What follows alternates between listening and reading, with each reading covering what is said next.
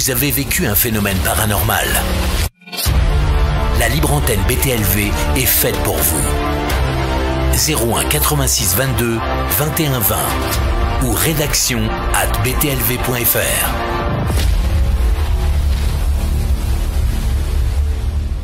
Salut tout le monde, c'est la libre antenne BTLV, l'espace où les frontières entre le réel et l'inexpliqué s'effacent. Ce soir, nous vous ouvrons l'antenne afin de découvrir vos histoires, vos témoignages, vos expériences, celles qui intriguent, qui dérangent parfois, mais surtout qui nourrissent cette quête universelle, comprendre ce qui nous échappe. Alors bonsoir, bienvenue, je suis Bob Bellanca. Appelez maintenant la libre antenne BTLV au 01 86 22 21 20. 01 86 22 21 20. BTLV, explorer l'inconnu, découvrez l'inattendu. Ici, pas de jugement, pas de censure, juste un lieu de partage, d'écoute et de curiosité. Alors, installez-vous confortablement, laissez vos certitudes à la porte et osez franchir le seuil. Car ensemble, nous allons plonger dans l'univers fascinant du paranormal, avec notamment Jocelyn F. Keller. Salut mon Jocelyn. Salut Bob. Ravi de te retrouver pour cette libre antenne ici à Paris, puisque d'habitude je suis dans le midi. Oui. Eh bien cette fois-ci c'était une semaine d'enregistrement. Là tu es en chair et en os en face de moi. Exactement, et ça me fait bien plaisir.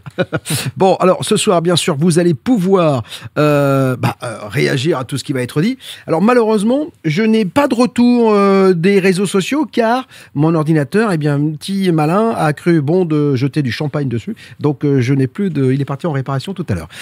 Mais je vous fais confiance, je suis sûr que vous allez pouvoir réagir à tout ce qui va être dit ce soir. Beaucoup de témoignages ce soir. On va parler OVNI, on va parler Crop Circle.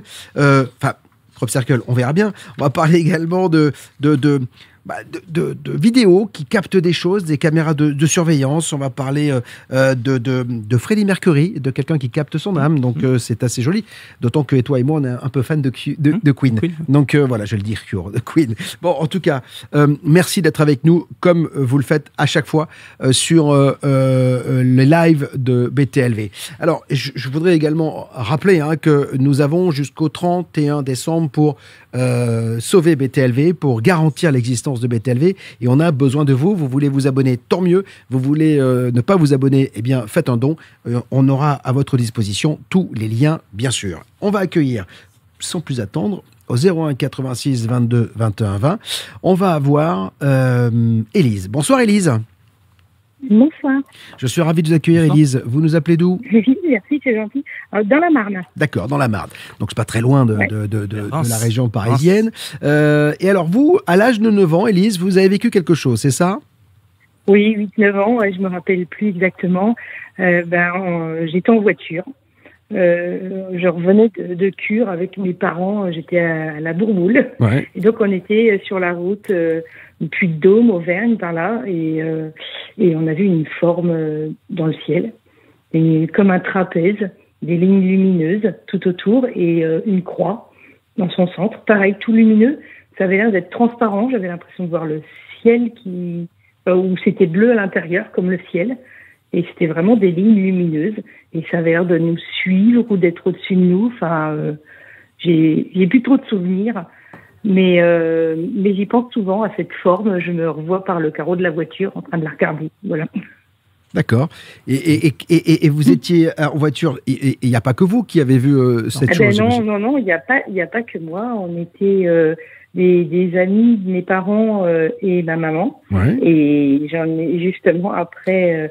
J'en ai reparlé à ma mère il n'y a pas longtemps, et effectivement elle se souvenait, et cet ami avec qui on était lui en a reparlé. Il est décédé maintenant, mais effectivement il lui en parlait souvent de cette forme, et je lui ai posé des questions parce qu'il me semblait qu'on s'était arrêté à la gendarmerie pour les prévenir, et effectivement ils se sont bien arrêtés à la gendarmerie à l'époque pour les prévenir, mais bon, ils en ont pas trop fait cas. Voilà. D'accord. Quel sentiment ça vous a laissé, cette observation? Je sais pas, c'était moi c'était comme un apaisement de voir cette forme-là qui nous suivait, mais oui, comme quelque chose que j'avais jamais vu et puis qu'on n'a jamais revu après. Quand des fois ils parlent des avancées technologiques dans l'aviation, dans l'aéronautisme et tout ça, je regarde et à chaque fois j'y pense. C'est non, toujours pas cette forme qui apparaît dans les nouveautés. Donc je me dis que c'est bien quelque chose C'est vrai que d'inconnu les trapèzes, dans les formes d'ovnis observées, bon, on a des boules lumineuses, on a des triangles, on a des cylindres, on a un peu tout. On a des prismes, mais des trapèzes, c'est assez rare. C'est assez rare. On a eu même des croix, hein, je me souviens.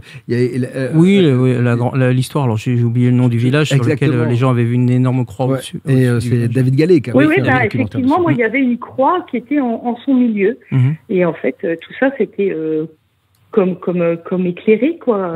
C'était la nuit, cette histoire? Non, c'était en plein jour. En plein jour. En plein jour. Ah oui, en plus. Oui, c'était en plein jour. D'accord. Bon. Et vos parents, ils vous en ont reparlé de ça Alors, ma mère me dit qu'elle se souvenait pas, et puis en la titillant un peu, elle me dit oui, je me rappelle. Voilà, elle voulait pas m'en parler. Je pense qu'il y a des choses à l'époque qui se disaient pas. Voilà. Elle me dit, tu sais, il faut pas en parler. Hein. Il ne faut pas en parler. Toujours, ça, c'est quelque chose. Si, au contraire, il faut en parler. Oui, mais le problème, c'est que si tu veux, c'est sûr que les gens à l'époque n'osaient pas en parler. Et même aujourd'hui, on le voit bien avec la libre antenne. C'est justement parce que on permet à tout le monde de parler, et bien que ça marche. Parce qu'en fait, les gens, c'est toujours très délicat quand on vit ou quand on voit quelque chose d'exogène. Vous, depuis, vous avez revu des choses ou pas?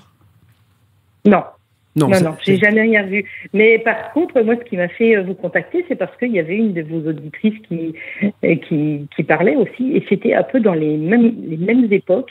Elle avait le même âge que moi à l'époque, et un peu dans les mêmes endroits. C'était pas la même forme, mais je me suis dit, c'est pas possible, il faut que j'envoie un petit message, parce que c'était dans les mêmes années. Et voilà, j'avais le même âge que l'auditrice à l'époque, quoi. J'ai dit, c'est bizarre.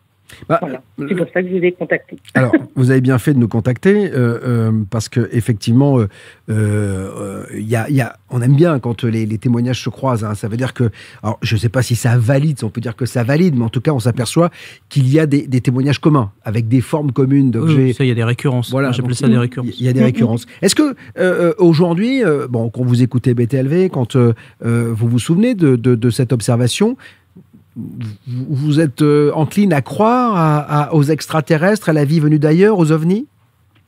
Oui. Oui, je pense que c'est peut-être... Moi, j'ai des croyances un peu particulières. J'ai un papa qui croyait à beaucoup de choses et qui m'a fait lire des choses sur les moines bouddhistes et tout ça. Donc, je pense que peut-être que c'est des anciens humains qui nous surveillent, qui reviennent, je ne sais pas. En fait, j'ai des croyances qui font que oui, effectivement, on n'est sûrement pas seul. Voilà.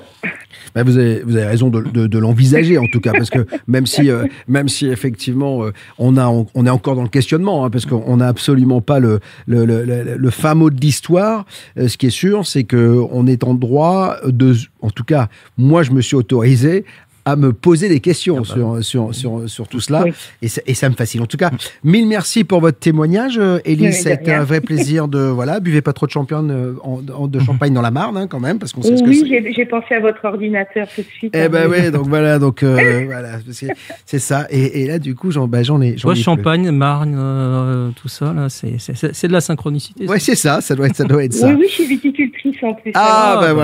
Écoute, en tout cas, vous boirez un verre à notre santé. On vous embrasse très fort, Élise. Okay, bonne soirée. Merci, au revoir. Si vous voulez faire comme Élise, bien évidemment, vous faites le 01 86 22 21 20 ou rédaction@btlv.fr. Dans un instant, on va parler avec Hervé qui pense avoir vu un crop circle ou quelque chose d'étrange dans un champ. On a notre petite idée, mais vous la découvrirez dans une poignée de secondes, juste après ceci. Notez bien, c'est très important. Chers amis, il y a 2 ans, nous avons proposé un abonnement à 10 € par an pendant 10 ans. Cette formule disparaîtra le 30 septembre. Si vous avez toujours hésité à vous abonner à BTLV, c'est le moment ou jamais. Il vous reste encore quelques jours pour en profiter, pour un accès à toutes nos émissions, en espérant vous savoir prochainement parmi nous sur BTLV. J'espère que vous serez parmi nous. Regardez, profitez-en, puisqu'on est quoi aujourd'hui? On est le 12, le 13? Le 10. Voilà. Vous avez 20 jours pour profiter de cet abo à 10 € par an pendant des ans. Vous avez vécu un phénomène paranormal. La libre antenne BTLV est faite pour vous.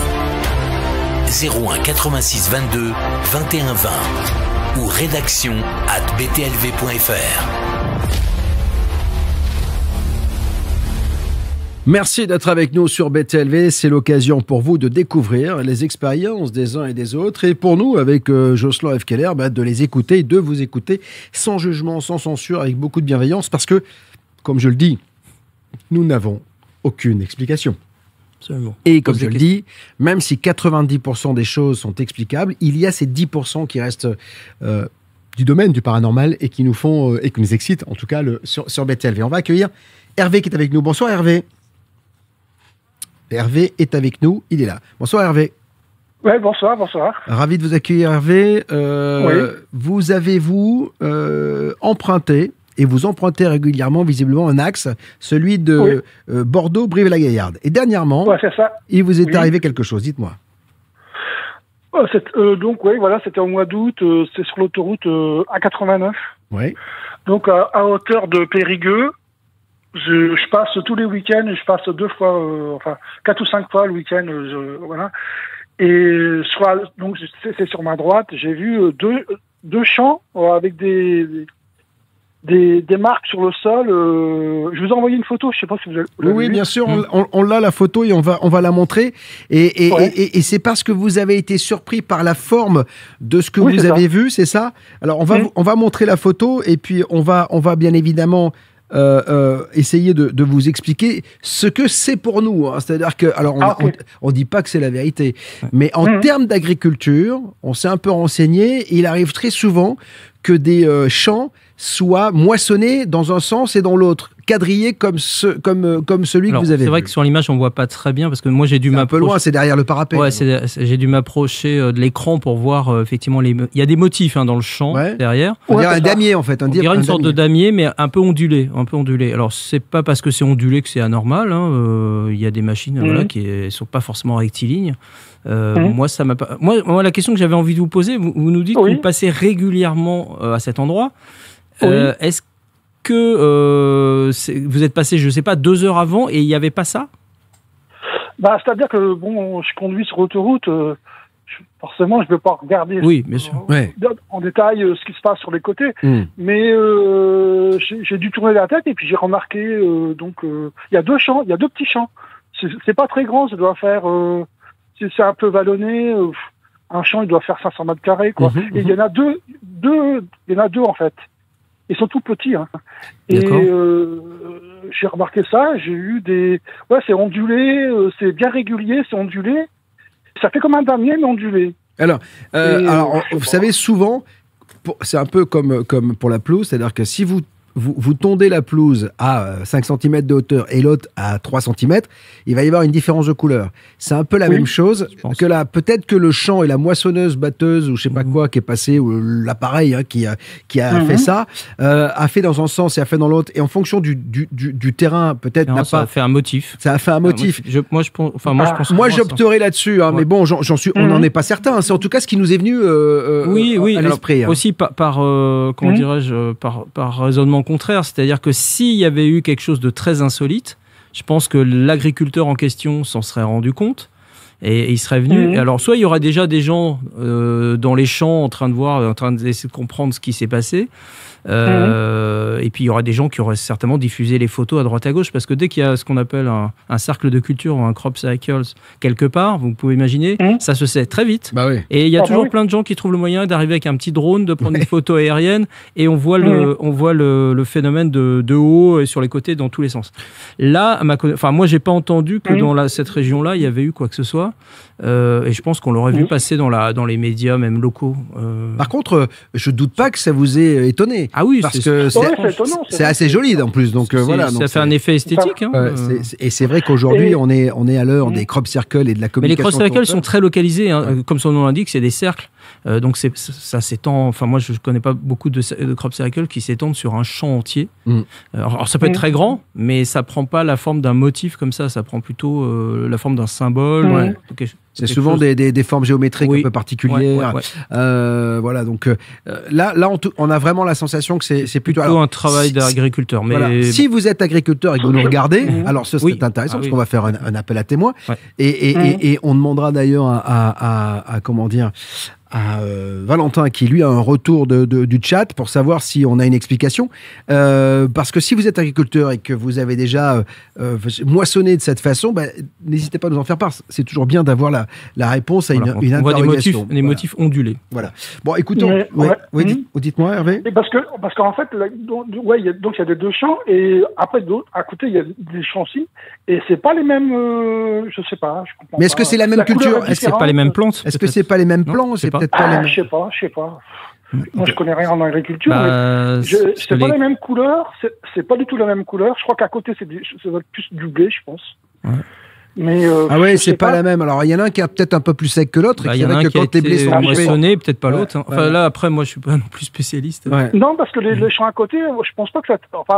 Enfin, dimanche dernier, j'ai encore regardé, parce qu'on le voit encore. Hein, on le voit encore. On voit les empreintes. Et les champs à côté, enfin, je sais pas si c'était moissonné, je sais pas. Mais là, je sais pas. Bon, écoutez, alors, nous non plus, on a lancé un appel à témoins. Si jamais quelqu'un est agriculteur parmi nos abonnés et qu'il a déjà moissonné de cette façon et qu'il est capable de nous dire et nous donner la bonne réponse, n'hésitez pas à le faire dans le chat, que ce soit sur Facebook, sur YouTube ou sur Twitch, ça nous arrive. Et Valentin, tu me regardes ? Tu pourras me donner la réponse, d'accord? Merci en tout cas, Hervé. Et de toute façon, vous avez bien fait de nous envoyer, quand il y a une anomalie comme ça, n'hésitez pas, on est toujours là pour essayer de comprendre, donc ça nous fait bien plaisir. Donc si vous aussi, vous filmez, vous voyez des choses qui sont un peu étonnantes, vous pouvez nous les envoyer à rédaction@btlv.fr. C'est la libre antenne ce soir sur BTLV, on est en clair sur tous les réseaux sociaux. J'aimerais vous signaler que si vous décidez de nous rejoindre sur btlv.fr, regardez ce qui vous attend. C'est juste fabuleux en ce mois de septembre, c'est la rentrée. Très belle émission avec Marilyn Elk, Dogman entre mythe et réalité. C'est un vrai questionnement. On était cet après-midi avec Egon Kragel et il nous incitait à faire une émission sur le Dogman. On en a fait une et d'autres. On va faire un live avec peut-être dans les semaines qui viennent, des témoins qui ont été confrontés à cette bébête qui n'a pas l'air très sympathique. On a aussi ce mois-ci sur BTLV une émission de Pourtal, vous la voyez, Pascal Lamour, les mégalithes de Bretagne, qui pose toujours question, guide pratique des annales akashiques. Ça, c'est quelque chose qui me fascine toujours parce que on peut imaginer qu'il y a une mémoire quelque part dans l'univers qui capte tout et qui enregistre tout. L'énigme de la Marie Céleste avec Sieur Jocelyn F. Keller ici présent, les dossiers de l'impossible américain. Numéro 5, Geoffrey Clostrio. Et puis, bien sûr, une émission que vous attendez, parce que vous le réclamiez depuis longtemps, avec Marc Auburn, Réincarnation, 30 siècles de vie commune. Et je suis ravi parce qu'on a enlevé la faute de la semaine dernière. Donc bravo Valentin, tu as écouté et ça me fait bien plaisir. Bon, alors on retourne à nos moutons sur BTLV, c'est la libre antenne. Appelez maintenant la libre antenne BTLV au 01 86 22 21 20. 01 86 22 21 20. C'est la libre antenne BTLV, c'est ainsi que c'est ainsi tous les mercredis, c'est en le live, en tout cas régulièrement sur l'antenne de BTLV. Il va y en avoir de plus en plus des libres antennes parce que vous êtes nombreux et nombreuses à vouloir témoigner. Et je le rappelle, n'hésitez pas, si vous pensez que votre témoignage il est farfelu, c'est pas grave. L'important c'est que vous puissiez vous en libérer et nous le livrer. Et avec vous, on peut faire de cette émission le succès qu'elle mérite. Et avoir le succès qu'elle mérite. Gérald, je crois qu'il est avec nous. Bonsoir Gérald. Bonsoir Bob. Bonsoir. Je suis ravi de vous accueillir. Bonsoir. Gérald. Où est-ce que je peux vous situer en France, à l'étranger, quelque part? Alors, sur le bassin d'Arcachon. Ah, ok, très bien. Magnifique. Très bien. Vous savez que vous pouvez croiser un jour Sandrine Chopin, qui a longtemps œuvré sur l'antenne de BTLV et qui anime les masterclass et qui vit maintenant à Arcachon. Donc vous verrez une belle blonde. Voilà, c'est Sandrine Chopin. D'accord. Bon, vous lui direz que vous êtes intervenu sur BTLV. Gérald, qu'est-ce qui vous amène ici? Alors, je voulais vous parler d'une observation que j'ai faite il y a 9 ans. C'était un dimanche, c'était le dimanche 7 août 2016. Il était 1h-10, on sortait de dîner avec un couple d'amis et on est descendu dans la rue auprès de la voiture de nos amis pour les raccompagner et notre ami part quelques secondes pour se soulager d'un petit besoin dans le chemin sablonneux Et pendant ce temps, nous sommes tous les trois, mon épouse et notre ami, et on discute. Et on regarde, la tête en l'air, on regardait la grande ours qui était superbe, qui était très belle. Et mon épouse lève la tête, mais carrément au-dessus d'elle, et elle se dit, mais qu'est-ce que c'est ce machin-là qui passe? Et nous avons vu tous les trois un objet triangulaire qui est passé très rapidement, puisqu'on l'a vu à peu près aux alentours de 3 secondes, simplement. Hein. Et donc, il a disparu derrière les arbres qui étaient dans le jardin du voisin. D'accord. Il n'y avait pas le moindre bruit de moteur, pas d'air déplacé, aucun effet atmosphérique, aucune fumée de propulsion, aucune signature thermique.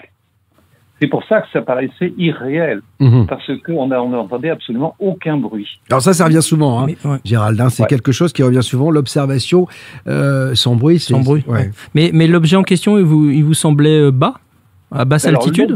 L'objet, à mon avis, en y réfléchissant, au début, je pensais qu'il devait être à 200 mètres d'altitude, mais il est, à mon avis, en y réfléchissant, il était beaucoup plus bas, puisque j'ai vu très distinctement ce qu'il y avait dans les 3 cercles.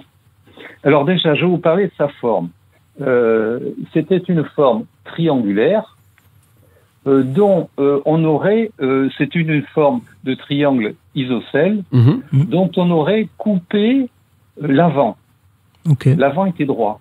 Sa longueur, depuis l'avant jusqu'à l'arrière, j'estimais à 7-8 mètres. À l'arrière, ça faisait 6 à 7 mètres. Et devant, l'avant de l'OVNI faisait 2 à 3 mètres. Voilà. D'accord. Alors, dessous, il y avait 3 cercles qui faisaient à peu près 30 à 40 cm de diamètre, donc un devant et 2 à l'arrière. Il n'y avait aucune lumière aux pointes hein, des triangles, aucune lumière. Il y avait simplement ces 3 cercles qui étaient un peu plus clairs que l'objet. L'objet, il était gris. Mon ami m'a dit, j'ai vu une couleur vert de gris. Moi également, j'ai vu une couleur, mais c'était pas vert de gris, c'était gris. Gris foncé. Et à l'intérieur de ces 3 cercles qui faisaient 30 à 40 cm de diamètre, il avait une couleur plus claire qui était grise également. Et à l'intérieur, on avait l'impression que c'était de l'eau, comme de la boue qui bouait. Ça me faisait penser aux bulles qui sortent des geysers, mais sans éclater. Donc la bulle gonfle et puis elle se résorbe, elle se rétracte. Et ça gonflait et ça diminuait, ça gonflait et ça diminuait. Voilà. Étrange. Moi, ce que j'aime bien dans l'idée, c'est que pour une fois, il n'y a pas de lumière, parce que c'est quelque chose qui revient souvent dans les réactions, c'est que pourquoi se montrerait-il avec des lumières? Oui, parce que quand on veut se cacher, on ne met pas de lumière. Là, on était à quelle heure déjà? C'est après le lundi. Oui, donc il était 0h50. Oui, en pleine nuit, enfin après minuit, quoi. Après minuit, d'accord. Ouais. Mais alors, il y avait un peu de lumière quand même. Enfin, le ciel était clair ou quelque chose, parce que pour voir un objet sans lumière dans le noir. Eh bien, l'objet était clair. Il a été éclairé par le lampadaire de la rue d'à côté, à 50 mètres. Il y a le jardin est éclairé par un lampadaire et ça a éclairé et le côté droit épais de l'engin a été éclairé par la lumière du lampadaire de la rue voisine. Oui, donc s'il a été éclairé par le lampadaire, c'est qu'il était très bas. Il était très bas. Vous avez pu estimer la taille de l'engin? Je vous ai donné les dimensions. Hein. Rappelez-moi, parce qu'en fait, on m'a parlé à l'oreillette, donc j'ai pas entendu. Alors, à peu près 7 à 8 mètres de long, depuis l'avant jusqu'à l'arrière. Ouais. L'avant faisait 2 à 3 mètres, simplement, puisque c'est un triangle coupé. Ouais. Et à l'arrière, ça faisait 6 à 7 mètres. Et vous n'avez pas vu parce que moi, je suis toujours fasciné par ces engins qui n'ont pas de propulsion. Vous n'avez pas vu de réacteurs, de choses comme ça? Rien. Et c'est ça pourquoi. Moi, j'ai cru d'abord que ça m'a fait penser à un hologramme. Bien sûr. Parce que on est complètement perturbé, puisque tout ce que l'on voit d'habitude, il y a du bruit, il y a un déplacement d'air, c'est sûr. Donc voilà. Il y a un déplacement d'air. Même s'il fait pas de bruit, on y aurait un souffle de l'engin qui passe. Moi, mais là, rien du tout. Ouais, c'est ça qui est plus. Imagine que ce soit une grosse maquette. Tu sais, maintenant, tu as des grosses maquettes volantes, des reproductions. Même si c'était passé comme ça fait du bruit. Ouais, vous prenez n'importe quel drone aujourd'hui, n'importe quel avion modéliste, ça bourdonne, quoi. Un minimum. Et est-ce que vous avez la sensation, parce que vous dites qu'il n'y a pas de bruit, mais est-ce que ça a étouffé tous les bruits aux alentours? Pas du tout. Non. Alors, parce que souvent, c'est ce qui se passe aussi dans les observations d'OVNI. Les gens on se parlait, on l'a vu passer, on se parlait et tout. De toute façon, c'était la nuit, il n'y avait pas d'autre bruit. Et comment il a disparu, cet engin? Il est passé derrière les arbres de chez la voisine. Donc nous, je l'ai dû le voir. Alors, il faudrait que je vous rappelle parce que je vais estimer dans quelques jours avec un drone. Oui. Je vais estimer l'altitude et la direction. La direction, je la connais. Hein. La direction, je la connais. Alors j'ai tiré sur Google Maps, j'ai tiré une ligne droite pour savoir d'où il venait, et ça correspond à quelque chose près à la base la base aérienne, je crois que c'est la 106 de Cazaux. Ah. De Cazaux, mais légèrement au-dessus, légèrement plus au nord que la base de Cazaux, qui est une base de l'OTAN. Il y a des avions de l'OTAN. Oui, bien sûr. Je connais bien la région, donc c'est vrai que il peut y avoir là aussi. Vous vous êtes posé la question du prototype. Peut-être un prototype. Prototype. Là, je vois vraiment pas parce que je n'avais jamais vu. Moi, ça m'était arrivé de voir déjà des chaussées triangulaires dans le ciel, mais tout à fait normaux. Mais celui-ci, il est tronqué à l'avant. Et bien sûr, j'ai cherché sur Internet, sur YouTube, et j'avais vu un objet qui avait été vu dans les Émirats, qui était de ce style-là. Et d'après l'information que j'avais, ce serait un engin américain. Alors, il y a le TR-3B qui revient à chaque fois, c'est un avion mythique. C'est un avion mythique. Parfois, il alimente le fantasme aussi. Donc, voilà, on ne sait pas s'il existe réellement ou pas. En tout cas, on dit que c'est celui qui fait le plus penser aux objets volants non identifiés en triangle. Donc, qu'on a aussi mis lors de la vague belge, en avant lors de la vague belge, etc. Bon, après, moi, j'ai quand même la sensation, même si c'est un TR-3B, il y a toujours quand vous avez une masse comme ça au-dessus de vous, à la hauteur d'un réverbère, vous sentez quelque chose, quoi. Physiquement, il y a une énergie qui se dégage. Moi, je peux pas croire, même une voiture, quand elle passe à côté de vous à 3 mètres, il y a un déplacement d'air, on sent quelque chose. Là, c'est ça qui est sauf que, à imaginer que ce soit un prototype dont on connaît pas le mécanisme, qui s'affranchit les règles, et qui arrive à s'affranchir tout ça avec une technologie nouvelle. Alors, la technologie, c'est une supposition. La technologie, si ces engins ont une technologie pour déplacer l'air autour de l'objet, donc ils filent dans le vide. C'est ça. Ils filent dans le vide. Et là, il n'y a plus de frottement et on peut aller très très vite. Exactement. Mais alors, il y a une chose que je voulais préciser également, puisque comme je suis pêcheur, je vais souvent pêcher en surfcasting la nuit sur la plage. Des fois, je vais sur le wharf de la Salie. Ah, je connais bien. Je m'y suis baigné souvent. L'eau est dégueulasse. Ah bah oui, mais il faut y aller un petit peu avant. À la Salie, la mer est belle quand même, avant le wharf. Eh bien, et allant pêcher au bout du wharf, bien que c'est interdit, on y va quand même la nuit. Et j'ai discuté avec pas mal de pêcheurs que je trouvais là-bas, et certains me disaient que la nuit, légèrement au sud et peut-être à 4-5 km au large, ils voyaient des lumières qui entraient et qui sortaient de la mer. Alors, je vais vous raconter quelque chose, une anecdote qu'un ami m'a remis. Je l'ai déjà raconté sur BTLV, mais je vais vous la raconter. J'ai des amis et je vais souvent au Pilat, et que vous connaissez si vous habitez Arcachon. Et j'ai mes amis qui ont la chance d'avoir une maison qui donne sur la mer, et on voit de chez eux le banc d'Arguin et on voit le Cap Ferré. Et ils sont un matin avec, son beau-père, et ils voient voient tous les deux, alors qu'ils sont en train de prendre le café, des boules qui sortent de l'eau et qui disparaissent à une vitesse fulgurante. L'un est dans l'automobile, l'autre... Non, ça part de l'océan et ça va au-dessus de l'océan et ça disparaît complètement, mais à une vitesse incroyable. Ils se regardent tous les deux. C'était le gendre et son beau-père. Mon copain dit à son beau-père, vous avez vu ce que j'ai vu? Oui. Et le beau-père a dit, on n'en parle pas? Non, on n'en parle pas. Voilà. Et c'est pas étonnant que vous me disiez que des pêcheurs disent peut-être que à la sortie de ce bassin d'Arcachon, là, dans cette passe, il y aurait peut-être des objets. En tout cas, on le sait et on le dit, l'océan est une formidable cachette, s'il doit y avoir une cachette, pour les engins volants ou aquatiques non identifiés. Absolument, absolument. Et puis, moi je pensais également à une base américaine qui est du côté de Santa Monica aux États-Unis, où on sait très bien qu'il y a une base, sous-marine où on voit les gens. Ils ont même fait le long de l'autoroute. Je m'y suis arrêté même.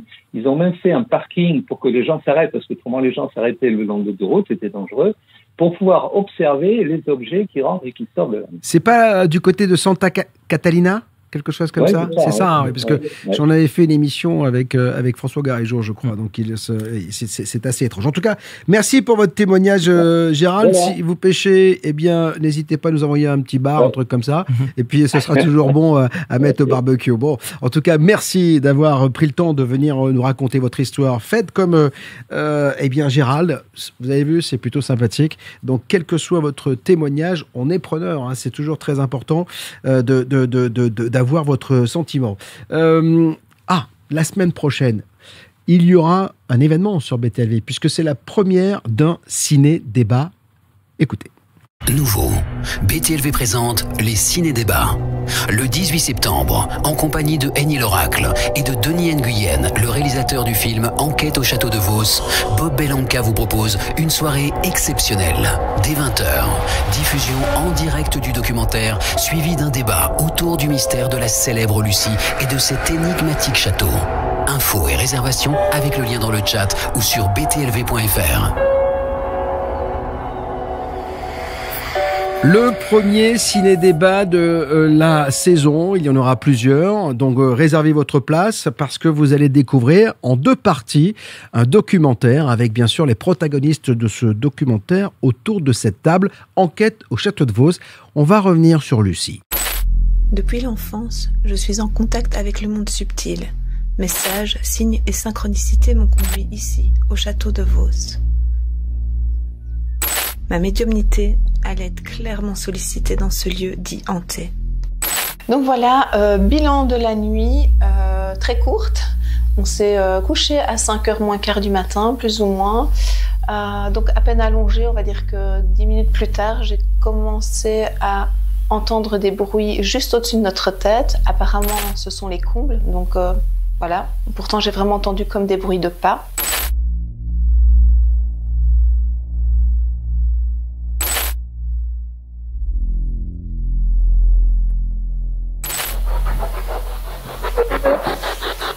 Alors là, par contre, on avait une voix. Ouais, là, on a une voix.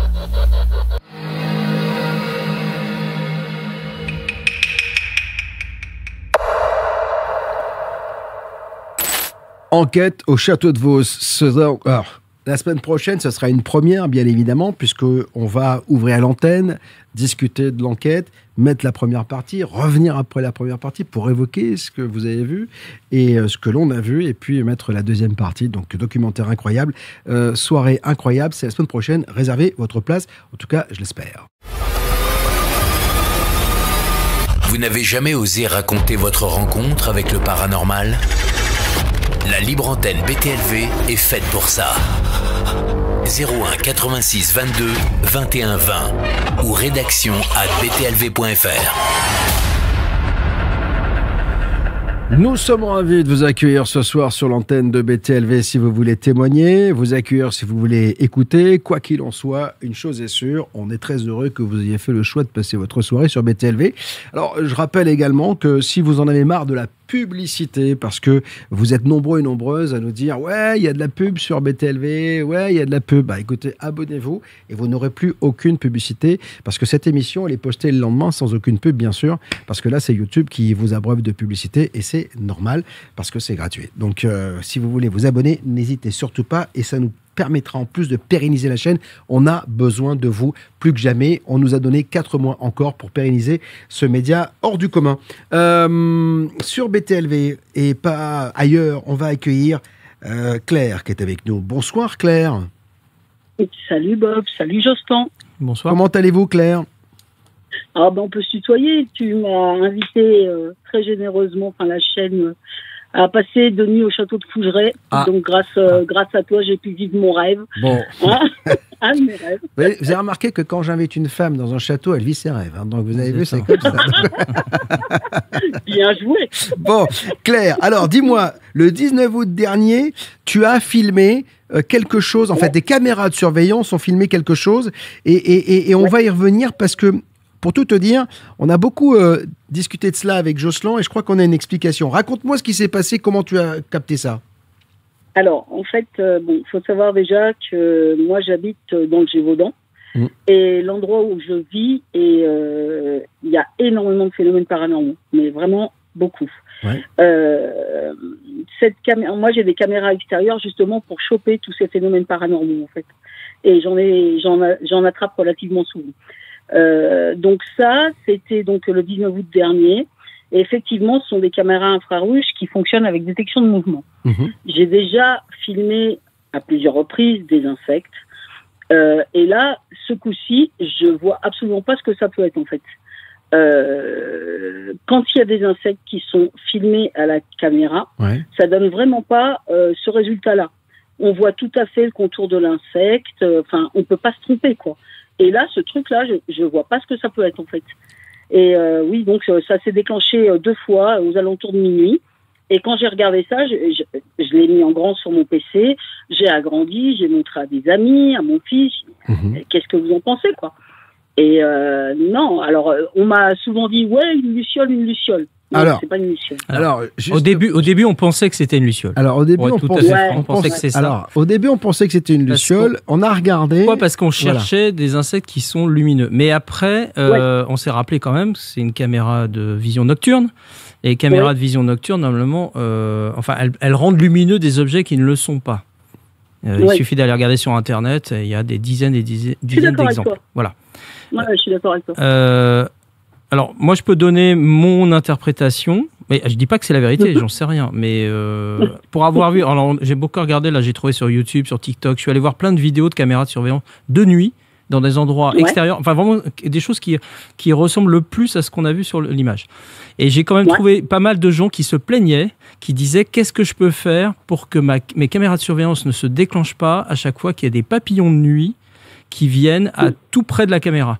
Et j'ai vu des images de papillons de nuit, c'est franchement à 90%, c'est ce qu'on voit sur l'image. C'est-à-dire qu'une forme totalement déformée, quand l'insecte, alors c'est pas un insecte, c'est pas une mouche ou une guêpe ou quelque chose comme ça. Hein. Là, c'est vraiment un gros papillon de nuit. Quand ils sont très proches de l'objectif, parce que l'objectif est en plus en version, comment dirais-je, j'ai oublié le terme là, pas panoramique, mais tu vois, élargi. Un grand angle. Grand angle, merci. En grand angle, ça déforme. Et plus l'insecte ou l'objet est proche, plus il va être lumineux à cause de la lentille de la caméra nocturne. Donc pour moi, ça ressemble vraiment à un gros papillon de nuit qui passe devant, qui bouge un petit peu. En plus, il a les mouvements d'un papillon et qui s'en va après. C'est mon interprétation. Claire, il est effectivement possible que ce soit ça, parce que moi, j'étais pas forcément d'accord, parce que je suis aussi allé voir des vidéos et je me suis aperçu que les lucioles, eh bien, ça pulsait. Non, les lucioles, ça pulsait, donc ça pouvait pas être les lucioles. Et c'est vrai que Jocelyn, après, a trouvé une vidéo, même plusieurs, qui ressemblent à ça. Alors, tu sais ce qu'on va faire, parce que tu m'as envoyé gentiment les vidéos. Je vais en faire une info du jour. Je vais la poster sur tous les réseaux sociaux vendredi. Ça marche. Comme ça, en disant qu'est-ce que c'est, comme je le fais tous les vendredis.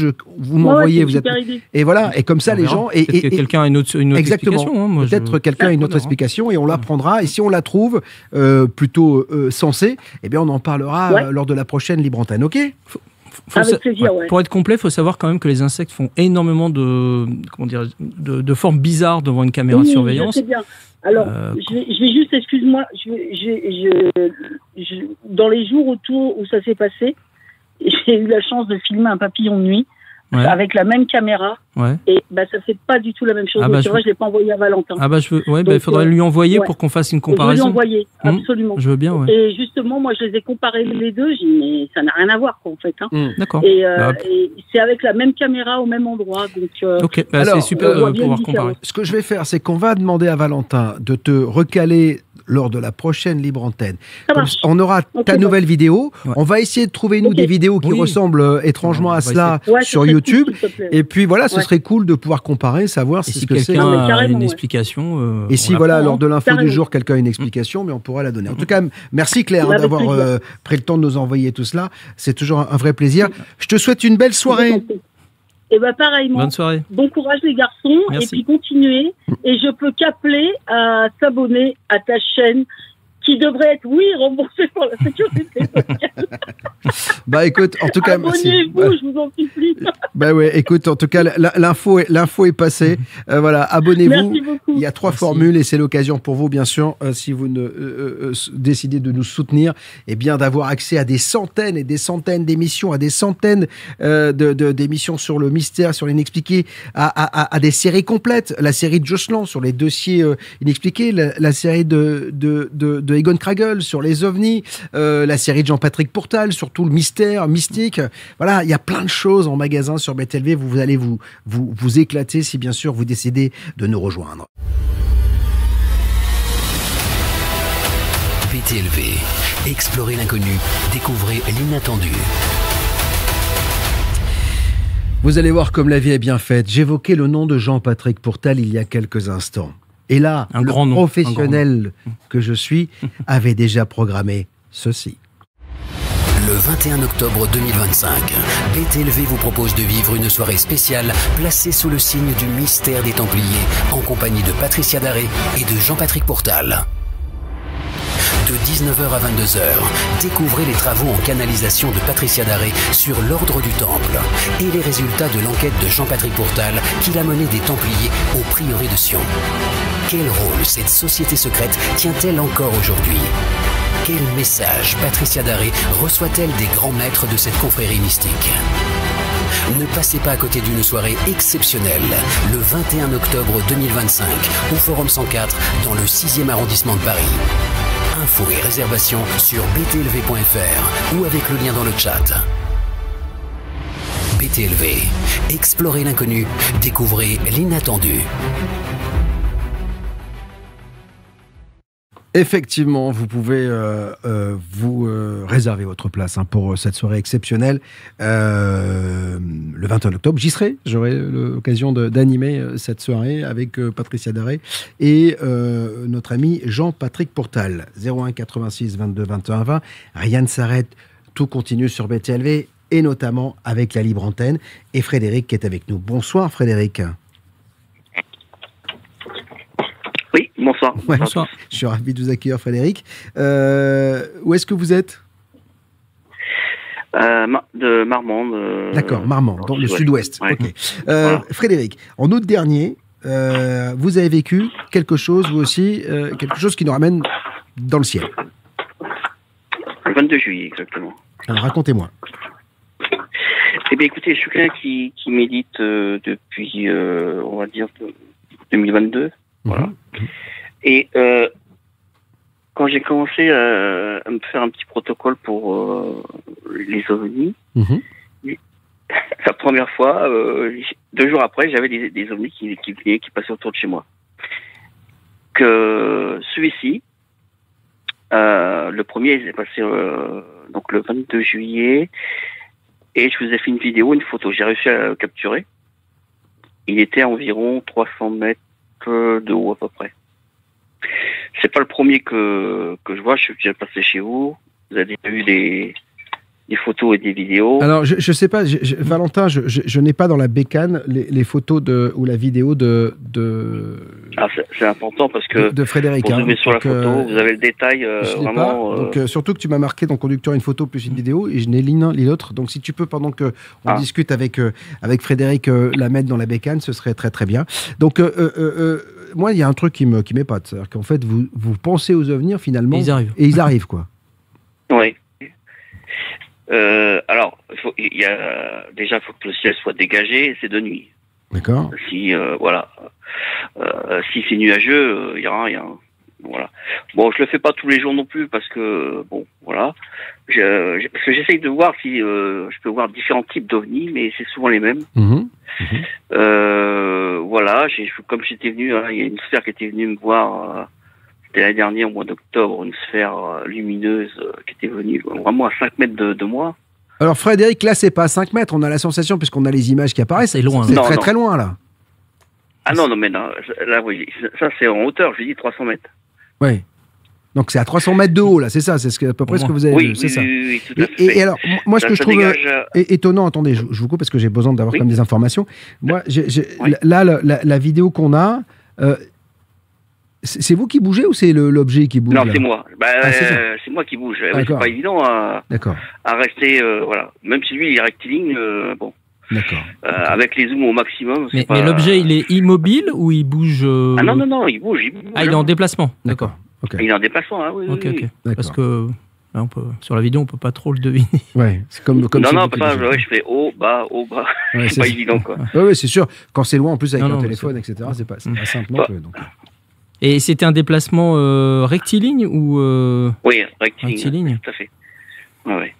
Bon, la photo, par contre, je suis déçu là parce que vous l'avez mal prise. Ah bah écoutez, vous l'avez mal zoomé. Ouais, excusez-nous.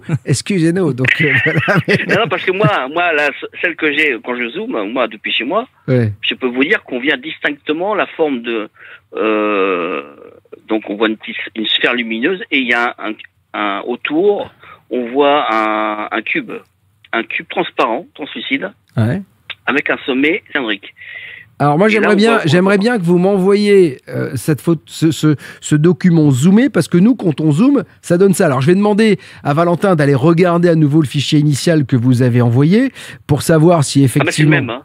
Ah bah moi, oui, alors nous on n'arrive pas à zoomer. Quand on zoome ça fait cracra. Donc le problème c'est que. Il le fasse avec son téléphone portable, il verra. Moi je le fais avec mon téléphone portable. On voit distinctement. Le problème c'est qu'on a la télé et c'est un peu compliqué de zoomer dans le téléphone portable. Donc et si tu peux m'envoyer la photo Valentin sur mon téléphone, je vais essayer de zoomer pour voir ce que ça donne. Tu vois ce que je veux dire. Mais alors, si on trouve effectivement qu'il y a un cube et tout, je le passerai à Jocelyn. Et là, hurrah, bravo, magnifique, ils sont là. Dans tous les cas, ce sera quelque chose qu'on n'aura jamais vu, parce que un ovni en forme de cube, on a eu pas mal de témoignages. Oui, il y en a. Non, il y a des histoires. Des histoires. Je me souviens que même Egon Kragel était venu nous raconter une histoire d'un. Alors non, la sphère, il y a une sphère lumineuse ronde avec un cube au milieu, mais transparent. Le cube qui est par-dessus. Ouais. Transparent, translucide, Attends, il faut que je comprenne. Il y a un cube qui entoure l'objet. Oui, c'est ça. Le sommet est cylindrique. D'accord. C'est étrange. C'est assez, c'est très étrange. Et là, l'observation, elle a duré combien de temps? Parce que si l'objet est en mouvement, à un moment, il disparaît. Non, mais là, moi, j'ai fait 10 secondes, je crois. Ah oui, donc, non, mais c'est intéressant parce que 10 secondes, ça veut dire que l'objet, il bouge doucement dans le ciel. Parce que 10 secondes, c'est long. Ah oui. C'est pas, voilà. Ah oui, non, tout à fait.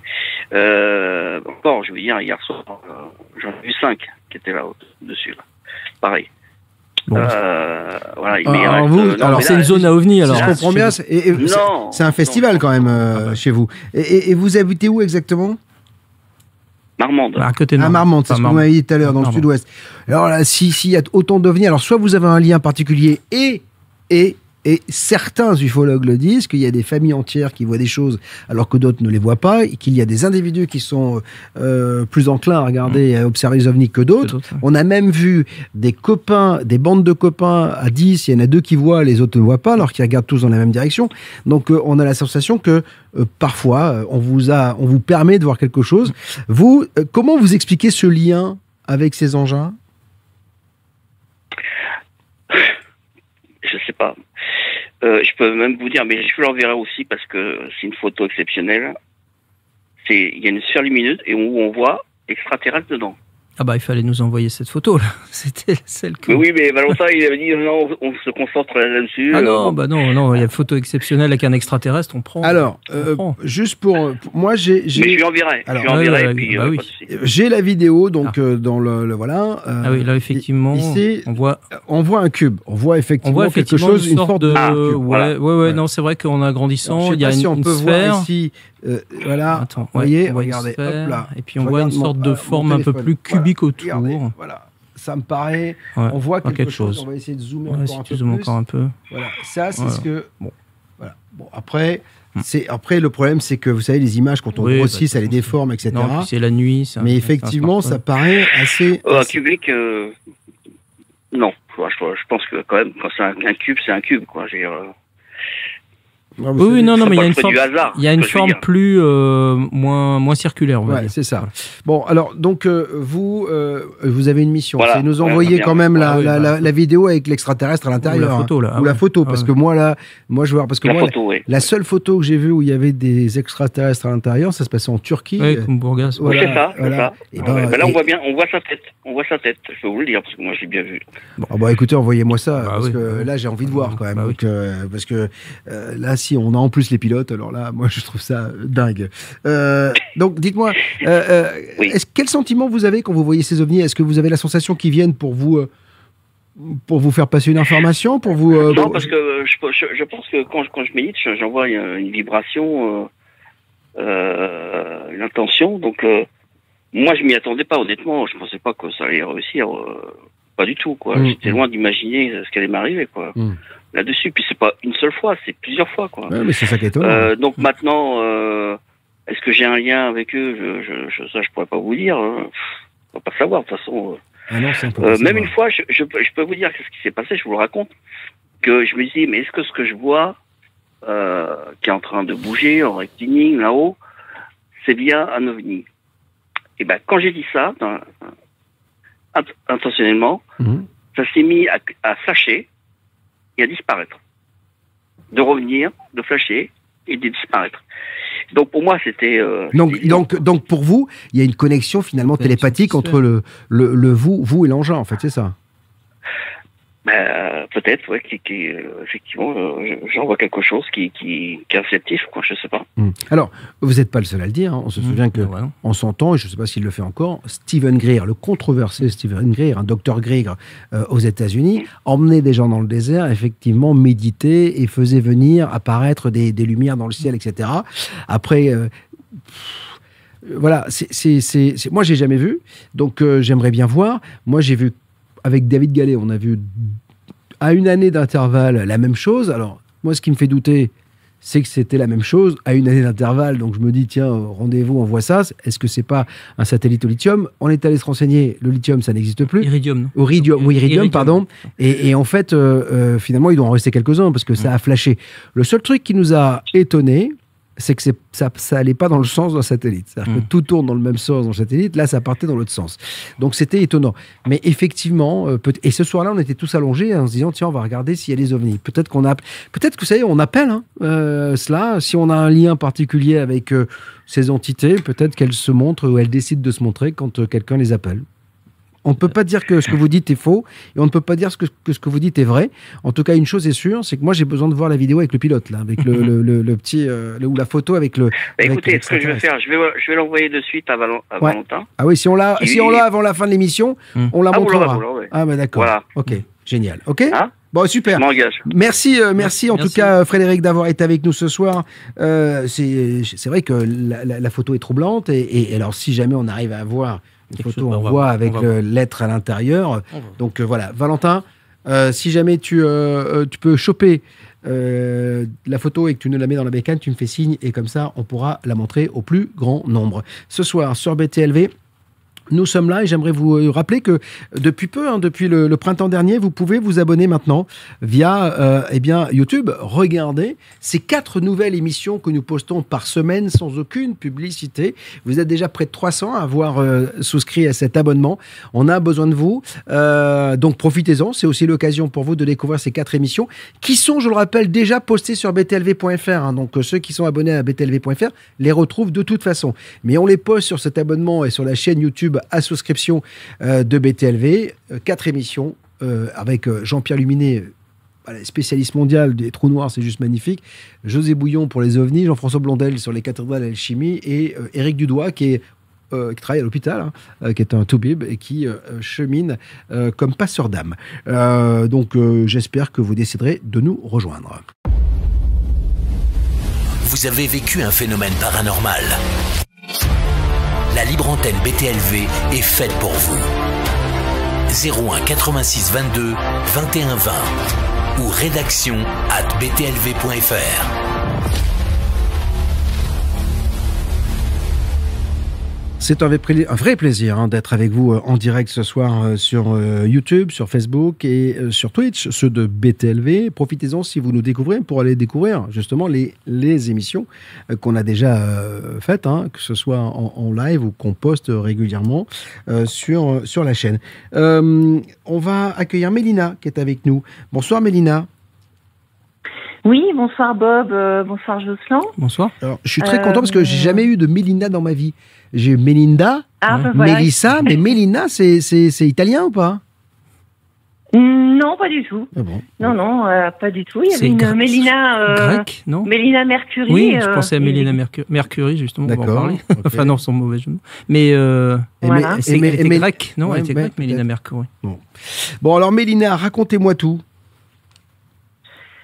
Alors, moi, ce que j'ai envie de vous partager, en fait, c'est l'histoire d'une connexion inattendue et bouleversante avec le chanteur du groupe Queen décédé en 1991, Freddie Mercury.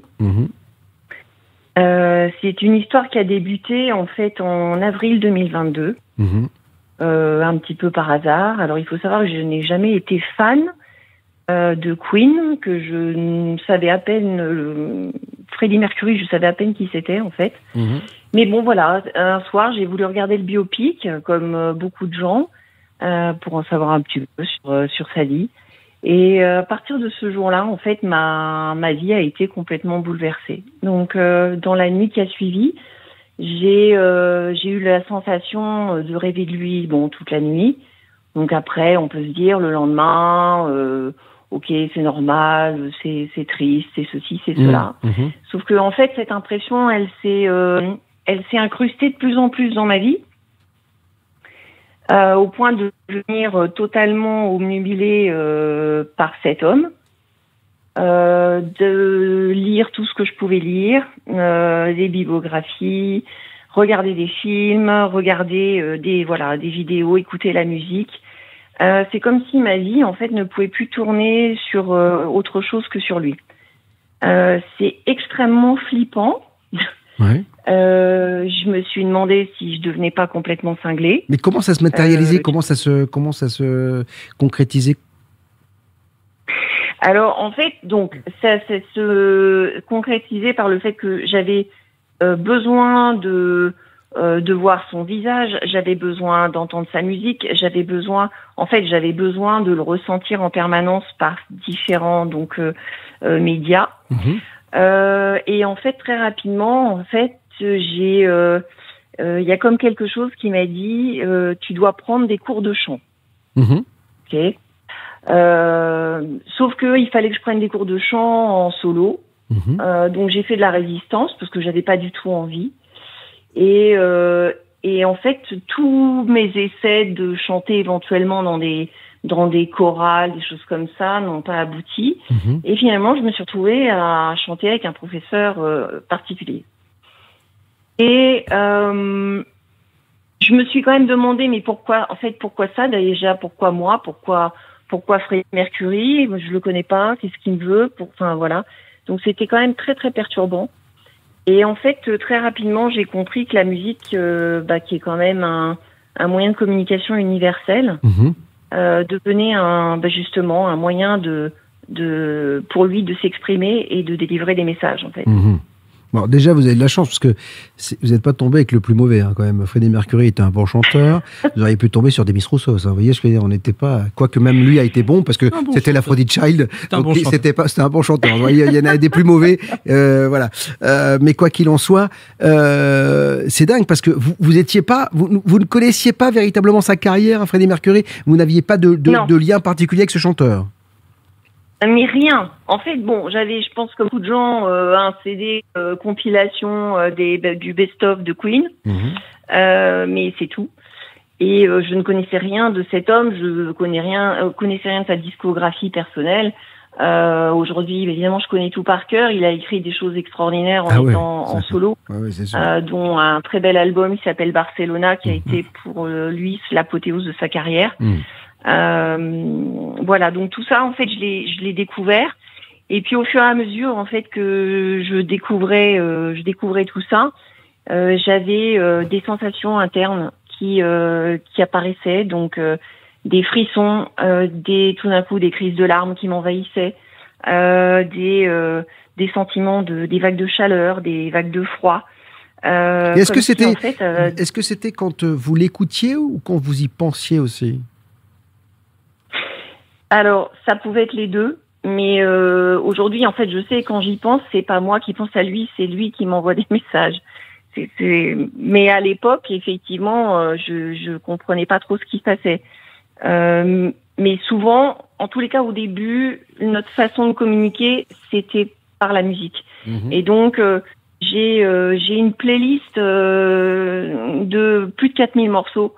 Et dans cette playlist, en fait, étonnamment, de temps en temps, il y a un morceau qui arrive avec un message à délivrer, et à ce moment-là, je me retrouve des fois complètement bouleversée. Une fois comme ça, j'étais sur l'autoroute toute seule dans ma voiture et j'ai des messages qui sont arrivés. Je me suis mise à pleurer. J'étais au volant de ma voiture et j'ai pleuré comme une madeleine. Je comprenais pas ce qui m'arrivait. J'avais froid. J'avais très froid. On n'était pas en hiver. Et c'est très perturbant, en fait. Est-ce que vous avez compris pourquoi vous aviez ce lien? Est-ce que vous n'avez pas... Parce que vous n'avez pas demandé à la cantonade comme ça, dis-moi, Freddy, pourquoi tu me contactes? Pourquoi j'ai ce lien avec toi? Vous n'avez pas essayé de... Je sais pas, alors, moi j'aurais posé des questions. Si, mais alors ça vient pas si facilement que ça, en fait. Parce que déjà, j'étais très résistante. Déjà, il faut parler en anglais. Hein. Voilà. Freddy, what did the mind think, the mind brain? Voilà. Il parlait comme ça. Il parlait comme ça. C'est ça. Mais en fait, j'ai compris, mais j'ai mis du temps à comprendre. Ce que j'ai eu, en fait, au départ, donc ça a été ce que je vous ai dit. Après, j'ai ressenti beaucoup d'amour. Des vagues d'amour, mais de l'amour inconditionnel. Quelque chose d'aussi fort que ce qu'on peut ressentir avec ses enfants, et je dirais même plus, puisque là, c'était de l'amour que je recevais d'un inconnu. Et du coup, il n'était pas toujours là, et quand il s'absentait, je ressentais des fois vraiment un vide très profond, quoi. Et puis, un jour, il m'a laissé entendre... alors là, par des oracles aussi et des choses comme ça, qu'il fallait que j'écrive un message à la compagne de sa vie, à Mary Austin.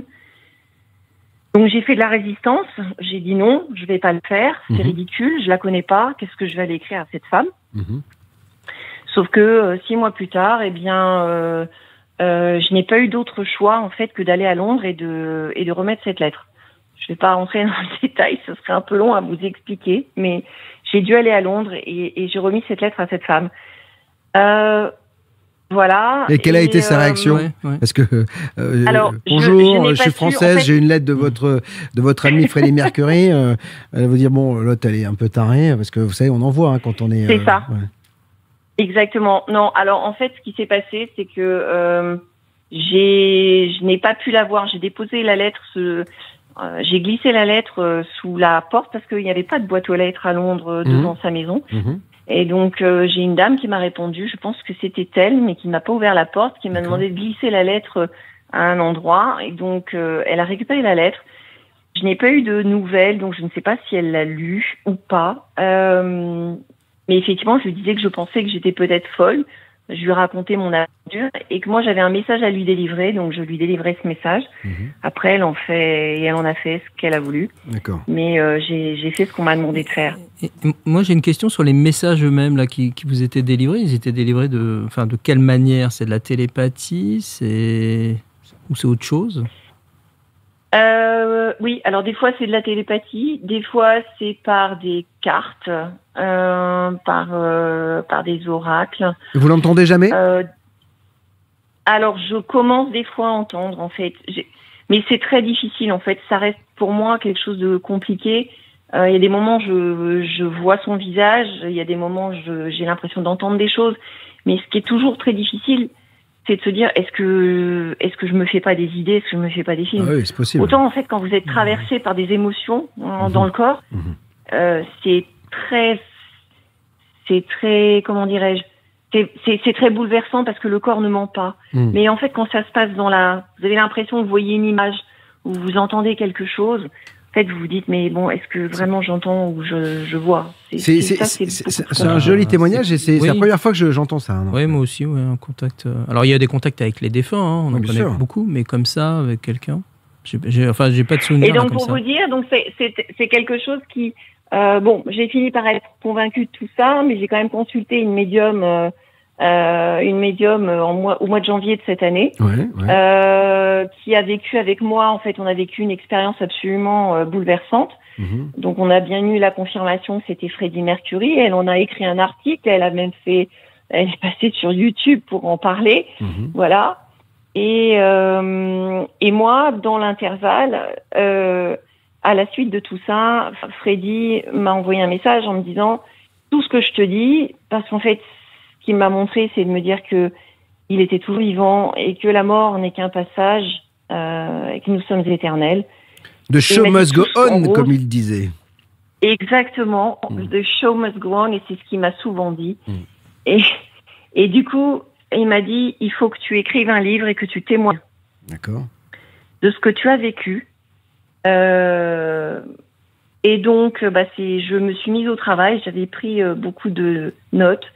Et c'est chose faite. Donc, j'ai sorti un récit, récemment, pour parler de ce que j'ai vécu et qui m'anime encore. Parce que pour lui, il est important.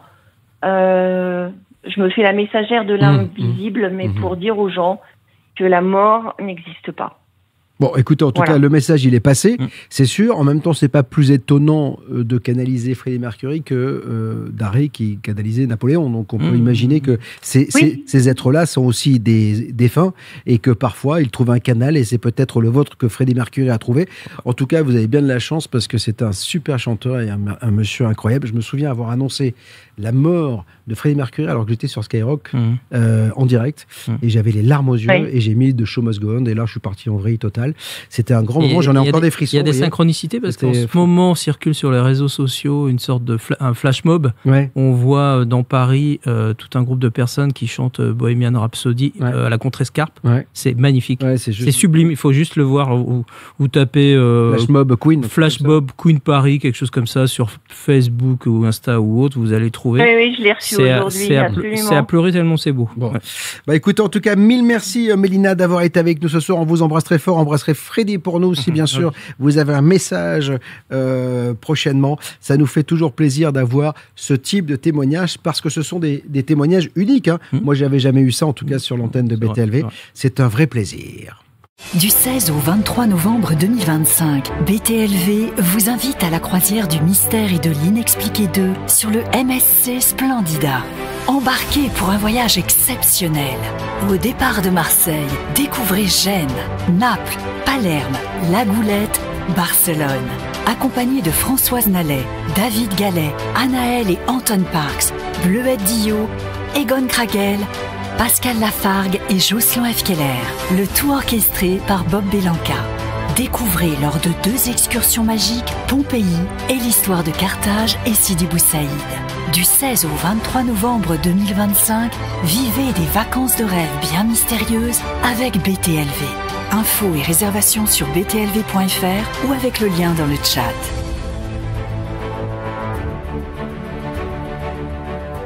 Ça s'annonce déjà extraordinaire. Beau voyage, hein, bien sûr, que nous vous proposons ici. Profitez-en, il y reste quelques places et on va vivre encore une semaine extraordinaire. T'étais pas là la première, toi? Non. Donc, voilà, tu vas être avec nous et ça va être un vrai joli moment parce que voilà, c'est une semaine de rêve hein, quand même, avec des excursions incroyables et puis des conférences et puis une ambiance le soir. On dîne ensemble, on se croise dans le bateau. Enfin, on trouve ça très très sympa et c'est vraiment cool. Donc, le lien est à votre disposition. Dans le chat, on accueille Joël pour terminer cette libre antenne. Bonsoir. Attendez, juste avant, Frédéric, on a reçu, vous savez, tout à l'heure, qui disait qu'il avait une photo d'un extraterrestre dans un ovni, hein, donc de ce qu'il avait regardé. Il nous a envoyé ça. Alors là, je vois rien du tout. Je vois juste effectivement un point au creux de l'engin. En fait, ça a l'impression que c'est c'est un peu ouvert et que effectivement le personnage dont il parle, ça serait le sorte de petite forme qu'on voit en haut à gauche. Alors là, ce qu'il faudrait, c'est il faudrait qu'il y ait un hublot, par exemple, du verre entre le haut et le bas de l'engin qui est en. Après, mais bon, avec de l'imagination, on peut imaginer quelque chose. Bon, là, c'est flou. Là, c'est compliqué quand même. En tout cas, on s'attendait pas non plus à un petit gris qui nous fasse coucou comme ça. Quoi. Mais, non, mais c'est vrai que en Turquie, c'était d'une netteté. On voyait quelque chose d'un peu plus net. Ouais. Ah ouais. Donc là, on voyait vraiment les deux personnages avec les yeux, etc. Alors après, on n'a jamais su si c'était une vraie photo, pas une vraie photo. Moi, j'ai mon explication. Donc, mais bon, on y reviendra. Voilà. Mais merci en tout cas à Frédéric. Si vous en avez des photos, on est preneur. Joël, au 01 86 22 21 20. Bonsoir Joël. Bonsoir Bob. Bonsoir Jocelyn. Bonsoir. C'est un plaisir de vous avoir au téléphone. Ben nous aussi. Alors avec l'accent que vous n'êtes pas de Paris, vous, hein? Non, en fait, je suis des Landes. Voilà, magnifique. Merci. Alors, dites-moi, Joël, le 6 août dernier, à votre réveil, vous avez pris conscience qu'il y avait un problème avec votre montre, c'est ça? C'est tout à fait ça. Je le réveil qui sonne en fait tous les matins à 7h. Ouais. Bon, après, comme je suis un petit peu feignant, je fais un rappel de 10 minutes. Comme tout le monde. Je fais pareil. Comme tout le monde. Et je ne sais pas pourquoi, ce matin-là, en fait, bien que mon réveil soit le portable, hein, donc l'heure est affichée, je regarde instinctivement ma montre, chose que je ne fais jamais le matin, puisque je fais confiance à mon portable. Et je m'aperçois qu'il est 4h10 à ma montre. Je dis, tiens, c'est quand même curieux cette histoire. Ouais.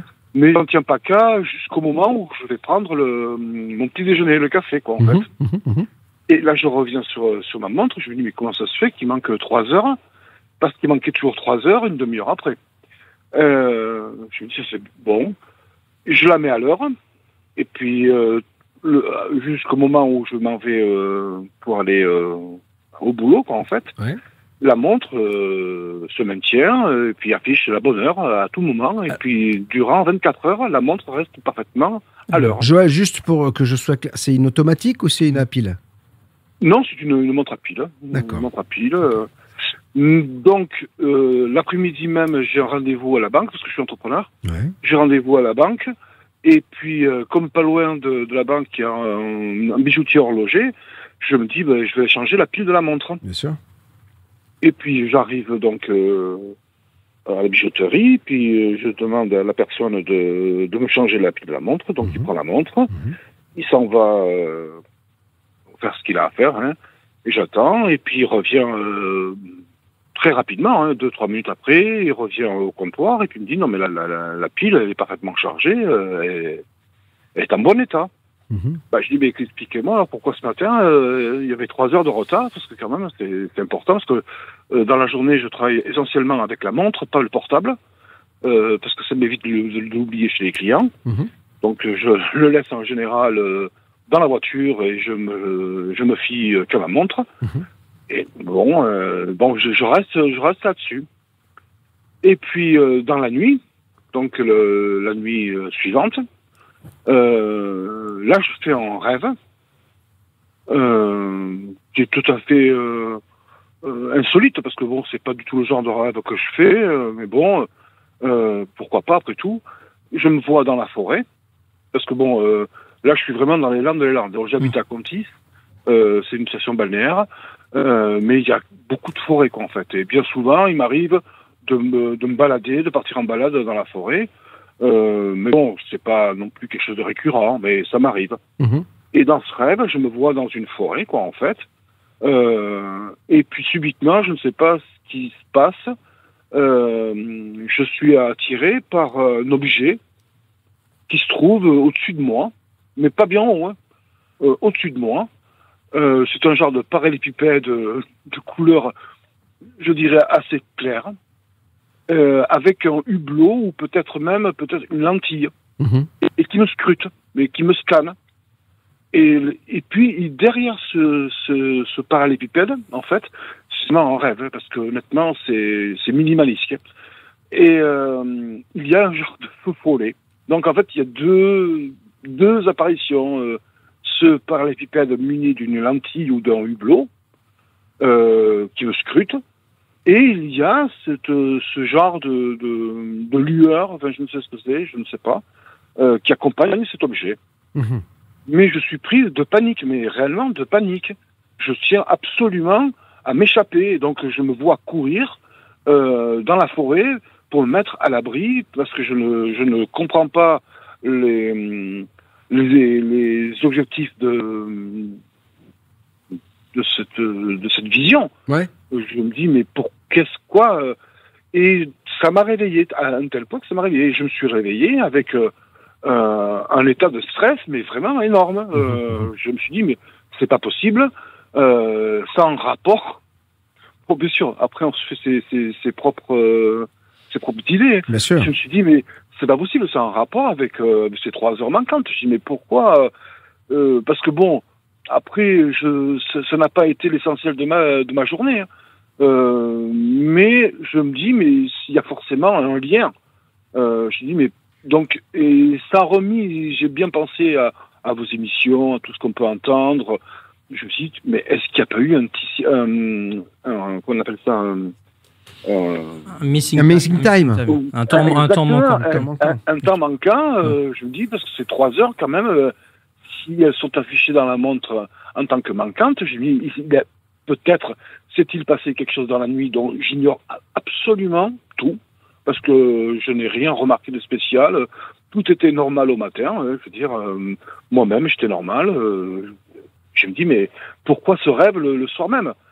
Parce que bon, après, je dois vous dire, bien sûr que je suis intéressé par le sujet que vous traitez. Ouais. Entre autres, bon, bien sûr, j'y pense aussi. Bon, c'est quand même des questionnements. Mais pour tout vous dire, moi, je suis plus intéressé par l'archéologie ancienne que par les ovnis. Parce que bon, j'imagine que de toute façon, il y a bien sûr des vies en dehors de la nôtre. Mais bon, je cherche pas absolument à avoir un ovni. Ça ne m'intéresse pas du tout.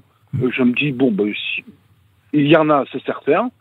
Puis de toute façon, vu les témoignages que vous avez ou qu'on peut trouver sur toutes sortes de réseaux, je le crois. Je le crois. Il est évident que dans l'histoire de cette planète, il y a sûrement eu, bien sûr, des interventions, mais bon, c'est pas vraiment ma préoccupation première. Mais quand même, jusqu'à ce matin-là, je me dis, mais quand même, surtout que cette montre, vous voyez, c'était le 6 août, on est le 10 septembre, cette montre n'a jamais pu accuser aucun retard. Oui, alors c'était une des questions que j'allais vous poser. Depuis cette histoire, la montre a toujours été à l'heure. Parfaitement, et contrôlée par un bijoutier. Et j'avais une autre question. Vous dormez avec votre montre au poignet? Oui. D'accord. Oui. Je ne dis pas que c'est important, hein, mais c'est pour ça que tout à l'heure, je vous parlais de l'automatique ou de la pile, parce que l'automatique, si vous l'enlevez, parfois elle s'arrête, donc si vous la remettez la nuit... Ça. Voilà. Mais le fait que Joël porte la montre au poignet, ça veut dire que la montre était en contact avec lui. Voilà, ça c'est plus important. Si il l'avait enlevé posé sur la table de chevet, ça aurait été un peu différent. Le smartphone reste à l'heure. Par contre, lui, le smartphone, oui, non, il est posé sur le côté, donc. Oui, il est posé sur le chevet. Alors que la montre, elle est en contact avec vous. Et est-ce que ça vous l'a refait ce truc? Non, pas qu'une fois. Une seule fois. En fait, cette montre, je l'ai au poignet déjà depuis de nombreuses années. J'ai jamais relevé un quelconque problème. Et puis, depuis, non, pas du tout. Et dans le. Alors, excusez-moi, mais malencontreusement, est-ce que vous n'aviez pas, vous savez, retirer peut-être, vous savez, le bouton pour régler les aiguilles, parce que parfois on le fait sans le faire exprès, c'est-à-dire que ce bouton est retiré, vous savez, de la montre, et ça bloque et ça arrête les aiguilles, et puis on remet la montre, on appuie sur le bouton sans le faire exprès. Mais disons que si ça avait été le cas, je m'en serais aperçu au moment où je l'ai remise à l'heure. Ah oui. Et en fait, quand je l'ai remise à l'heure, j'ai dû. Vous avez tiré sur le bouton. Utiliser le process habituel. Le bouton était enfoncé. Et puis en plus, ce bouton, en fin de compte, il y a deux déclencheurs. Il y a le premier déclencheur qui est pour la date, et un deuxième déclencheur plus prompt qui est pour l'heure. Bien sûr. Donc c'est quand même déjà très anecdotique si on arrive déjà à le bouger une seule fois. Alors quant à deux fois, je vous dis, je n'ai pas du tout remarqué de dysfonctionnement sur la montre, l'horloger non plus, et ça ne s'est jamais reproduit depuis. Et là, il y avait que l'heure qui avait changé, que l'heure, et pas la date, pas la date. Ni la date, ni les minutes. Mais c'est bizarre. Non. Il manquait juste mais c'est ça. 3 heures pile en plus, c'était. 3 heures pile. C'est ça qui est quand même très curieux parce que en fin de compte, elle marquait 4h10 au lieu de 7h10. C'est ça qui est très très. Bon, après, en fait, c'est pas le jour même où ça m'a vraiment interpellé. Ça m'a pas traumatisé, mais c'est plutôt le lendemain, suite au rêve, où là j'ai commencé à me dire, là il faut que j'appelle BTLV. C'est un bon réflexe. Voilà, maintenant après, voilà, ça n'a bien sûr. Et dans la journée qui a suivi, entre le moment où vous vous réveillez avec la montre et le moment où et la nuit d'après où il y a le rêve de l'OVNI, il n'y a pas eu, je sais pas, physiquement, psychologiquement, quelque chose qui vous a perturbé ce jour-là?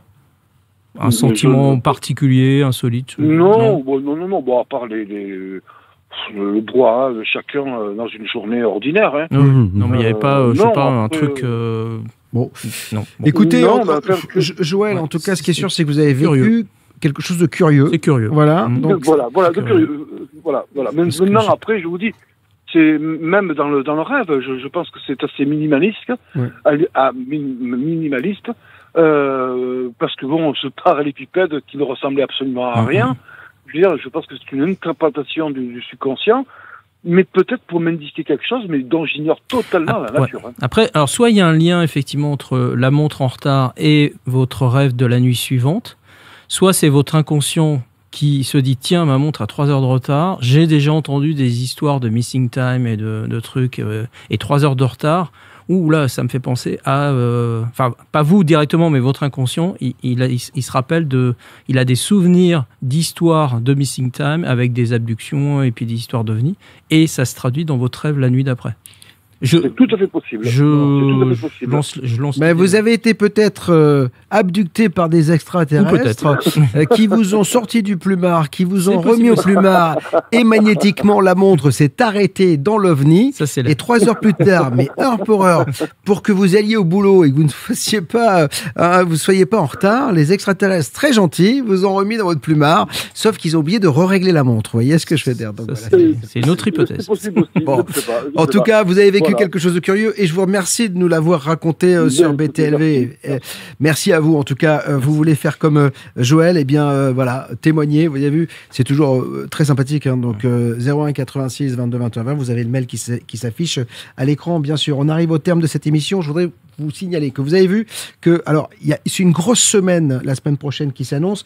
On a, puisque Conjuring, le dernier chapitre est sorti aujourd'hui, on vous diffusera une émission.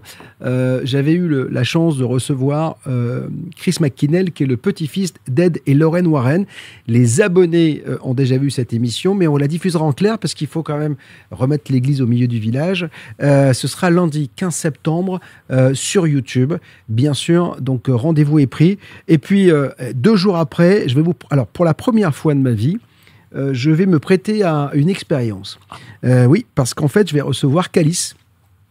c'est une jeune femme qui permet par des méditations, par de la sophrologie, par des respirations, de provoquer des états modifiés de conscience, d'expansion de conscience. Et donc je lui ai dit, super pour une émission, mais je veux expérimenter. Donc c'est la semaine prochaine, 19h, 17 septembre, vous allez voir Bob comme vous ne l'avez jamais vu, mais dans tous les cas, ce sera en direct. Donc voilà, donc, ça promet. Donc j'espère que les rendez-vous sont pris. Merci mon Jocelyn, passe une belle fin de semaine. Moi aussi. Merci à vous de nous avoir suivis. Merci à Valentin, bien sûr, qui est mon souffre-douleur, mais qui a préparé d'une main de maître cette émission, à qui je demande beaucoup de choses. Mais vous connaissez maintenant l'envers du décor et vous savez que c'est lui qui met en lumière toutes ces histoires et qui va les chercher. Merci à vous, on vous embrasse, prenez soin de vous et abonnez-vous. On a besoin de vous pour pérenniser cette chaîne. C'est sans engagement et vous allez voir, vous prendrez un malin plaisir à découvrir toutes nos émissions. Salut.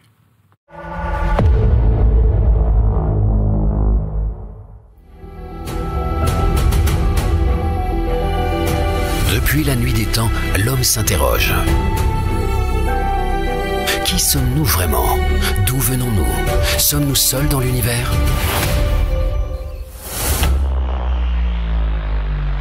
Les ovnis, preuve d'une présence extraterrestre ou secret bien gardé? That we have in fact recovered discs of unknown origin and craft of unknown origin, that we have the material, that we have bodies. Le paranormal, une illusion ou une réalité qui nous échappe? On est là dans ce cadre vraiment romantique et énigmatique où tout se prête à enflammer l'imagination du visiteur. Et donc c'est vrai que quand on approche à pied de cette magnifique demeure, on se dit que voilà, ce château est un refuge idéal pour les créatures d'outre-tombe. L'archéologie mystérieuse. Et si notre passé était différent de ce que l'on croit? Si on se dit que c'est un jumeau du Christ, ça implique quand même deux choses vraiment importantes. Ça veut dire que d'une part, le mythe de la résurrection caduque, il n'existe pas. Et que Jésus serait donc bien mort sur la croix. La spiritualité, une porte vers une autre réalité. Le monde des Templiers, ce n'est pas juste de l'ésotérisme, c'est vraiment un monde magique. Et quand je dis magique, c'est avec tout le sens qu'il faut donner à ce mot. À la frontière du connu et de l'inconnu, une seule mission, découvrir la vérité. On va aller de découverte en découverte, de surprise en surprise, et même sur des faits qui dépassent l'entendement. BTLV, explorez l'inconnu, découvrez l'inattendu.